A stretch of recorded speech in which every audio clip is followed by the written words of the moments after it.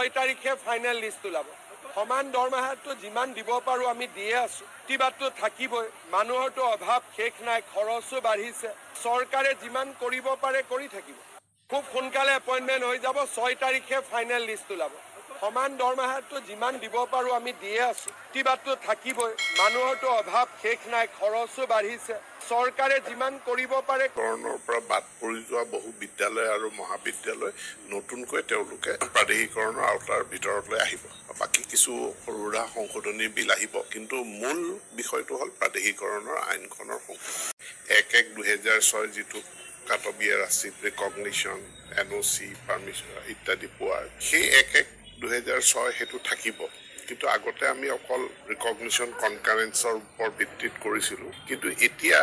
চৰকাৰৰ তৰফৰ পৰা যিসকলক পাৰমিশন দিয়া হৈছিল বা NOC দিয়া হৈছিল বিদ্যালয় বা মহাবিদ্যালয় প্ৰতিষ্ঠা কৰাৰ কাৰণে সেইখিনিকো আমি আওতাৰ ভিতৰলৈ আনি কৰি আমাৰ বিশেষকৈ হাইস্কুলৰ ক্ষেত্ৰত আগতে ক্লাছ 8ৰ পাৰমিশনটোকেই ক্লাছ 9ৰ পাৰমিশনটোকে প্ৰধান ভিত্তি হিচাপে লোৱা হৈছিল কিন্তু যিহেতু এটা সময়ত আমাৰ ক্লাছ 8টো মানে হাইস্কুল বুলিয়ে আছিল পিছত NEP আহিলে NEP অহাৰ পাছত ক্লাছ 8 NEP কৈছো ৰাইট টু এডুকেশ্যন এক্ট আহিলে তে ক্লাছ 8 টো আপাৰ প্ৰাইমেৰী হৈ গ'ল কিন্তু যিসকলৰ ক্লাছ 8 বা 9ৰ পাৰমিশন আছিলে সেই গোটেইখিনিকে বিবেচনা কৰাৰ কাৰণে সংশোধনী আহিব